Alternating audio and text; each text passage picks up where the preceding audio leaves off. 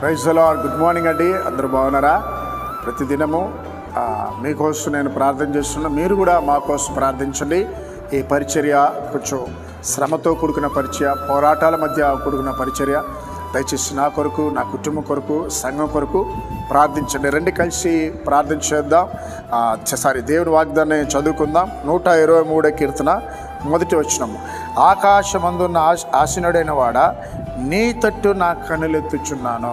ఆకాశమందున దేవునికి, మనం చూడండి, మన కన్నులు కష్టాలు ఉన్నప్పుడు బంధువుల మీదకి వెళ్తాయి, అధికారుల మీదకి వెళ్తుంది, స్నేహితుల మీదకి వెళ్తుంది. కానీ దావీదు కళ్ళంట యేసయ్య మీదకి వెళ్ళిందంట. ఈరోజు నీ కళ్ళు ఎవరి మీదకి వెళ్తావు? నీ చూపు ఎవరి మీద ఉంది? నీవు ఎంతసేపు యేసయ్య వైపు చూడాలి. దేని కొరకు? సహాయం కొరకు. మనుషుల వైపు చూస్తే చేస్తానంటారు, కానీ వారు వెనక్కి వెళ్ళిపోతారు. లేదా ఫోన్ స్విచ్ ఆఫ్ చేసుకుంటారు, లేదా వాళ్ళు నీకు కనబడకుండా వెళ్ళిపోతారు. కానీ యేసయ్య అలా కాదు. ఆయన నువ్వు అడిగే కొద్దికి నీకు సహాయం చేస్తాడు, నీకు కృప చూపిస్తాడు. కనుక ప్రియులరా, ఉదయకాలంలో నువ్వు ఏ సమస్యను ఉండు, కుటుంబాల్లో గొడవలు ఉన్నాయా, బాధపడకండి, ప్రార్థించండి, నీకు సహాయం చేస్తాడు.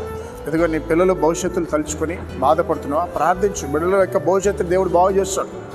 ఒకవేళ అనారోగ్యంతో ఉన్నారా, బాధపడకండి. డాక్టర్ల రిపోర్ట్ని బట్టి దిగులు పడకండి.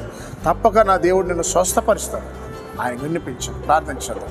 మహోన్నతుడా, పరిశుద్ధుడా, ఉదయకాల వాగ్దానం బిడ్డల మీద అభిషేకించండి అయా. ప్రత్యేకించిన రోడ్డు మీద ప్రయాణం చేస్తున్న బిడ్డలకి క్షేమం తెచ్చండి అయా. ట్రైన్లో, బస్సుల్లోనైనా, ఫ్లైట్లో ప్రయాణం చేసిన బిడ్డలకి నీకు క్షేమం తెచ్చాము. ఎంతోమంది నా ప్రభ, ఉదయకాల నా ప్రభ నైనా అనారోగ్యంతో హాస్పిటల్లో ఉన్నారు. సీరియస్ కండిషన్లో ఉన్న బిడ్డల్ని, ఏసీ వాళ్ళు ఉన్న బిడ్డల్ని ఇప్పుడు యేసు నామములో ముట్టి స్వస్థపరచున్నారు. అలాగే నా ప్రభ, నీ కృప దయచేయను. నా ప్రభ, నీ కృప దయచేయను.